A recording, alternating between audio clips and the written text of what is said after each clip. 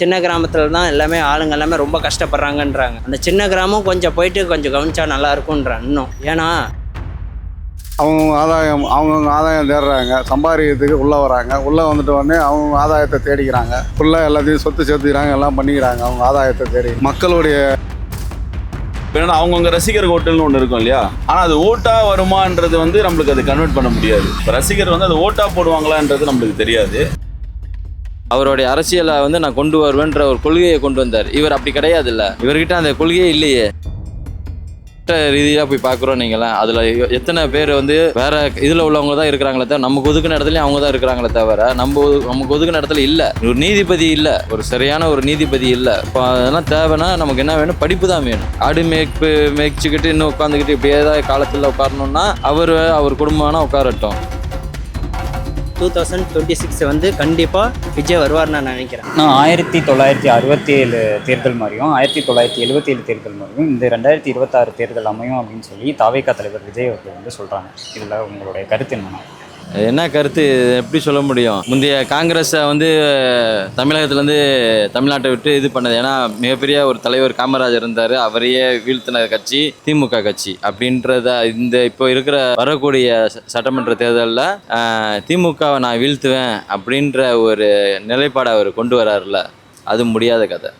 ஏன் ரீசன் என்ன அப்படின்னு சொல்லி கேட்டிங்கன்னா, அந்த காங்கிரஸுக்கே வந்து காமராஜருக்கே வந்து அறிஞர் அண்ணா அவர்களும் நம்ம பெரியார் அவர்களும் போய் தான் காமராஜருக்கு வந்து முதல்ல தேர்ந்தெடுத்துட்டு அப்புறமா எலெக்ஷனில் நிற்கும் போது ஓட்டு கேட்டு மக்கள் ஓட்டு போட்டாங்க. அந்த காமராஜரையே தேர்ந்தெடுக்க வச்சது வந்து தந்தை பெரியாரும் அறிஞர் அண்ணாவும் கண்ணியமிக்க காகிதமில்லரும். அந்த மாதிரி ஒரு மிகப்பெரிய ஒரு சந்தர்ப்பத்தை உருவாக்கி கொடுத்தவங்க அவங்க.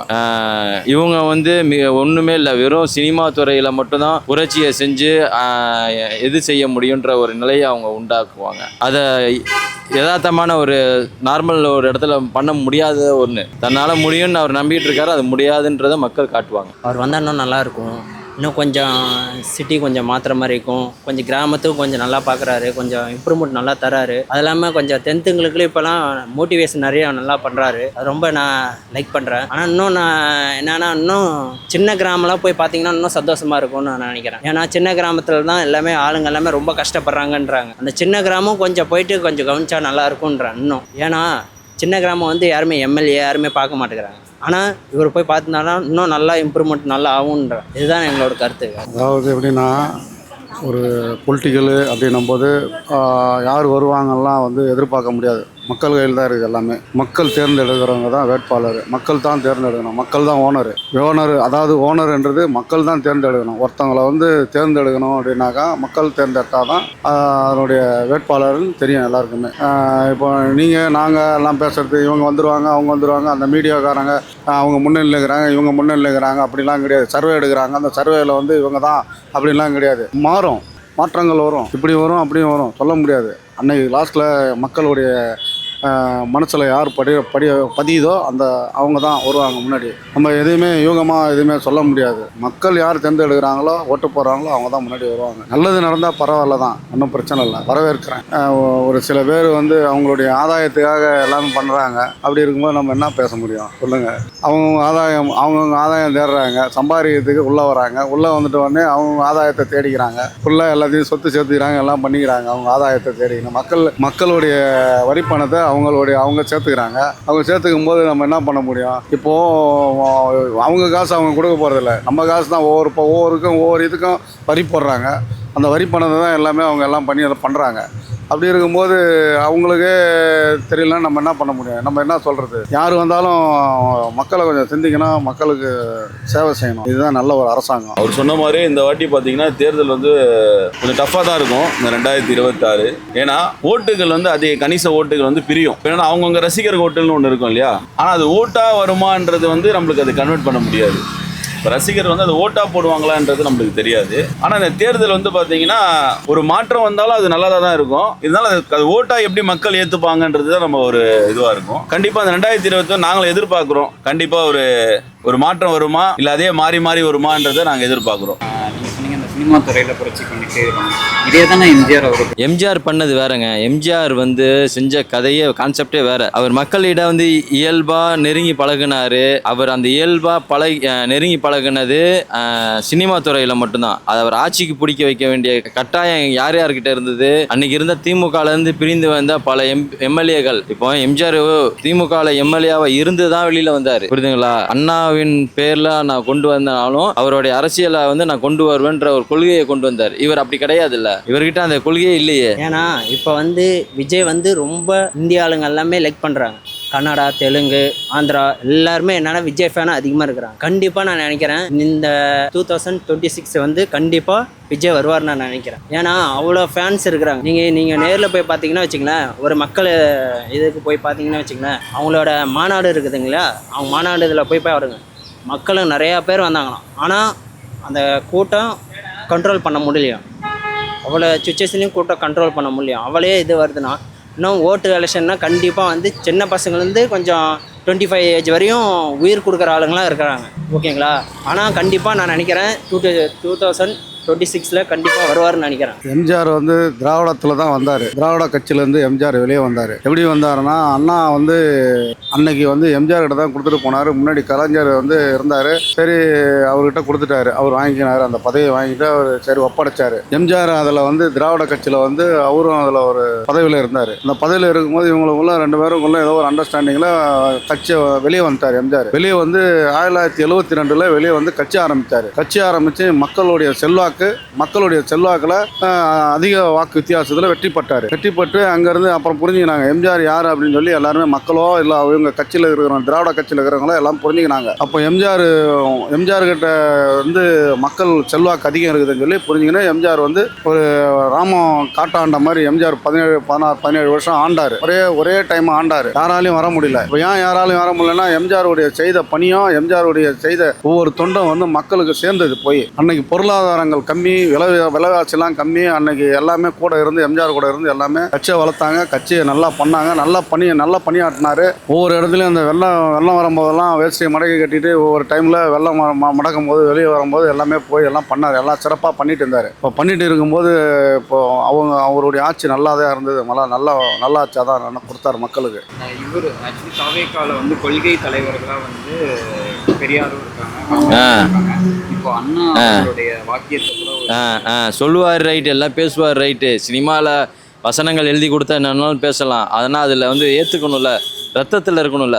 இல்லையா அவர்கிட்ட தான் நீங்களே நம்ம சொல்கிறோம், நாங்கள் அம்பேத்கர் இதுக்கே வந்து யாரும் வரலை, ஆனால் நாங்கள் ஏற்றணும்ன்ட்டு.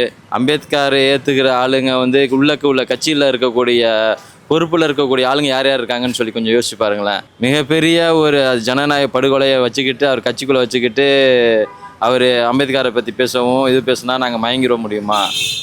என்ன இயல்பில் என்ன இருக்குன்றதை நாங்கள் பார்க்குறோம்ல, கண்ணெதிராக பார்த்துட்டு தானே நாங்கள் யாருக்கு ஓட்டு போட போகிறோம், யாருக்கு ஓட்டு போட மாட்டோன்ற ஒரு சென்சிட்டிவாக இல்லாமல் எங்ககிட்ட இருக்குது. அதெல்லாம் நம்பி அவர் செய்கிறது தவறு. முன்னாடி வந்து எம்ஜிஆர் அவர்களுடைய முகத்துக்காகவே வந்து அதிமுக வந்து ஓட்டுகள் நிறையா இருந்தது. அதே மாதிரி அம்மா அவர்களுடைய முகத்துக்காக அதிமுக நிறைய ஓட்டுகள். அதுக்கப்புறமா இந்த முகத்துக்காக பார்த்து ஓட்டு போடுற அந்த இது வந்து இப்போ தாவேகா தலைவர் விஜய்க்கு மட்டும் தான் இருக்குது அப்படின்னு சொல்லி நிறைய பேர் வந்து கருதுறாங்க. இல்லை, அதாவது எம்ஜிஆரோடைய முகத்துக்காக ஓட்டு விழுகலை, ஜெயலலிதா மூஞ்சிக்கான ஓட்டு விழுகலை, அவங்களுடைய ஆளுமைக்காக தான் ஓட்டு விழுந்துச்சு. உண்மையை சொல்லணும்னா அதுதான். நம்ம அந்த காலத்தில் வந்து சொல்லிப்பாங்க, அவர் முகத்துக்காக நாங்கள் போய் போட்டாங்க அப்படின்பாங்க. ஆனால் உண்மை என்னன்னா அவரால் செய்ய முடியும் அப்படின்னு அந்த மக்கள் நம்பினாங்க. இவர் வந்து அவர் பேசுனதுலேயும் அந்த ரெண்டு இடத்துலையும் அவர் ப்ளஸ்ஸாக கொண்டு போய் கொடுத்தாரு. அரசியல்லையும் இருக்கும் சரி, சினிமாவில் துறையிலையும் சரி, அள்ளி கொடுத்தார். 2 பேருக்கும் எவ்வளோ அள்ளி வந்தோமோ கொண்டு வந்தோமோ அப்படியே மக்களுக்கு தான் கொடுத்தாரு அவர். இவர் என்ன கொடுத்தாரு சொல்லுங்க? இவர் கட்சியில் உள்ளவங்களுக்கே சரியான ஒரு அந்தஸ்து கொடுக்காதவர் மக்களுக்கு எப்படி கொடுத்துருவார்? அதனால அதெல்லாம் ஒரு நிலை கிடையாது. அதெல்லாம் சும்மா பேச்சு. பணம் விளையாடும். ஏன்னா இவர் ஒரு பினாமியோடைய ஒரு மிகப்பெரிய அரசியலோடைய பினாமி. அதனால இவர் பணம் விளையும். எலெக்ஷன் அவங்களுக்கு போர்டு அவங்களுக்கு ஆஃபராக இருக்கும், அதெல்லாம் நடக்கும். அந்த இதில் வேணால் அவங்க கொல்லைப்புறத்தில் வேணால் வரலாமே தவிர மக்கள் தேர்ந்தெடுத்துலாம் வர முடியாது. அந்த மாதிரி வேணா நடக்கும். ஏன்னா எப்படி சொல்றது, எப்படியாச்சும் இந்த இடத்துல இதை வீழ்த்தணுன்ற ஒரு மிகப்பெரிய ஒரு போராட்டம் நடந்துட்டு இருக்கு. அதுல பண நாயகம் அதெல்லாம் வேணா ஜெயிக்குமே தவிர மக்கள் நாயகம் ஜெயிக்காது. அதுல அது வேணா நம்ம சொல்லிக்கலாம், ஒத்துக்கலாம். ஆனா நிறைய பேர் வந்து அவங்களோட கருத்து என்ன தெரிவிக்கிறாங்கன்னா, ஃபேன்ஸா இருக்கலாம், ஆனா அதெல்லாம் ஓட்டா கன்வெர்ட் ஆகும். யாருங்க சொன்னது ஓட்டா கன்வெர்ட் ஆகாதுன்னு? எல்லாம் ஆகுங்க. ஏன்னா இன்னும் என்னன்னா இப்போ வர ஆக்டருக்கெல்லாம் என்ன பண்ணுங்க, பச்சை குத்தி இருக்காங்க, நெஞ்சில் பச்சை குத்தி இருக்காங்க. அவங்களே உசுராக இருக்கும்போது இவங்க உசுராக இருக்க மாட்டாங்களா? சொல்லுங்கள், உங்கள் கருத்துன்னு பாயிண்ட்டு நான் சொல்கிறேன். ஏன்னா அவங்க சின்ன பசங்கள் எல்லாமே இன்னும் உயிருக்கு உயிராக விஜய் தான் ரசிக்கிறாங்க. இவங்க ரசிக்க மாட்டாங்களா? மக்களுக்கு எல்லாருக்குமே விஜய் பிடிச்சிருக்குதுன்றாங்க. ஒரு டைம் கொடுத்து தான் பார்ப்போமே, கண்டிப்பாக நான் ஜெயிக்கிறேன்னு நினைக்கிறேன். இப்போ கொஞ்ச நாளைக்கு முன்னாடி வந்து மாடு மாநாடு அப்படின்னு சொல்லி சீமான் அவர்கள் நடத்தினாங்க. இப்போது ஆடு மாடு மேய்க்கிற போராட்டம் அப்படின்னு சொல்லி ஒன்று கையில் எடுத்துருக்காங்க. இதை இப்போ இருக்கிற திமுக அரசு வந்து விமர்சிக்கிறாங்க. நாங்கள் படிக்கணும், படிப்பு தான் முக்கியம்னு சொல்கிறோம், எங்கள் ஆடு மேய்க்கிறத வந்து முக்கியத்துவம் கொடுத்து பண்ணுறாங்க. ஆமாம், கருத்து கரெக்டு தான். இப்போ சீமான் அவர்கள் என்ன சொல்கிறாரு, அதே தான் சொல்கிறாரு. உங்கள் அப்பா ஆடு மேய்ச்சானா நீ ஆடு மேய் தான் போ, அடுத்து உன் புள்ள ஆடு தான் மேய்க்கணும். எதுக்கு கம்ப்யூட்டரில் வந்து உட்காந்துக்கிட்டு துறையில் அந்த துறையில் ஏன் நீங்கள் இருக்கிறீங்க, ஆட்சி அதிகாரத்துக்கு ஏன் வரீங்க?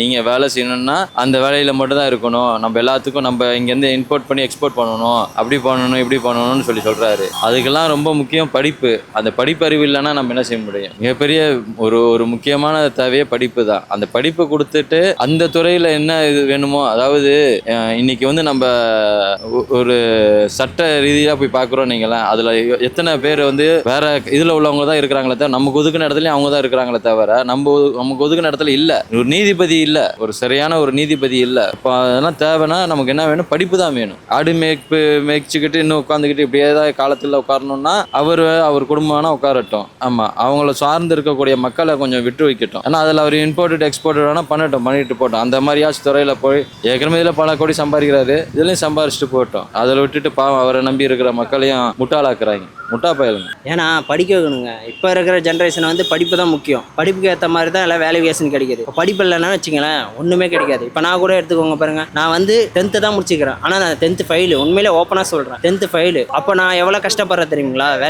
வேலை இல்லாமல் ரொம்ப கஷ்டப்படுறேன். அதனால சொல்கிறேன், எல்லாருமே ஜெய் செஞ்சு சொல்கிறேன், கண்டிப்பாக படிக்கணும். படித்தாதான் வாழ்க்கையில் முன்னேற முடியும். எதுக்குமே நீங்கள் வாழ்க்கையில் சாதிக்க முடியாது, சப்போர்ட் எதுவும் இருக்காது. ஆனால் நீங்கள் படிச்சிங்கன்னா எல்லாமே உங்களுக்கு எல்லாருக்குமே சப்போர்ட் வரும். உங்கள் ஃபேமிலியிலேருந்து ஃப்ரெண்ட்ஸ்லேருந்து எல்லாருமே உங்களுக்கு சப்போர்ட் பண்ணுவாங்க, மோட்டிவேஷன் அதிகமாக பண்ணுவாங்க. ஆனால் படிக்காமல் இருந்தோன்னா வச்சுங்க, யாருமே உன்னை மதிக்க மாட்டாங்க. அவ்வளோயும் ஃப்ரெண்ட்ஷிப், ஃபேக் ஃப்ரெண்ட்ஷிப் தான் இருப்பாங்க. எவ்வளோ நல்ல நல்ல விஷயங்கள்லாம் இருக்குது.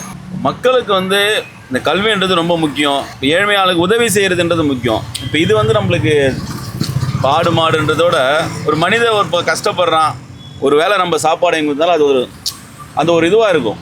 இந்த விஷயங்கள் வந்து நம்ம அது ஏற்றுக்க முடியாது இல்லையா? மக்களுக்கு செய்கிறது எதுவாக இருந்தாலும் அது நல்ல விஷயம்தான். அது கல்வியாக இருந்தாலும் சரி, உணவாக இருந்தாலும் சரி, எதுவாக இருந்தாலும் அது நல்ல விஷயம் தான்.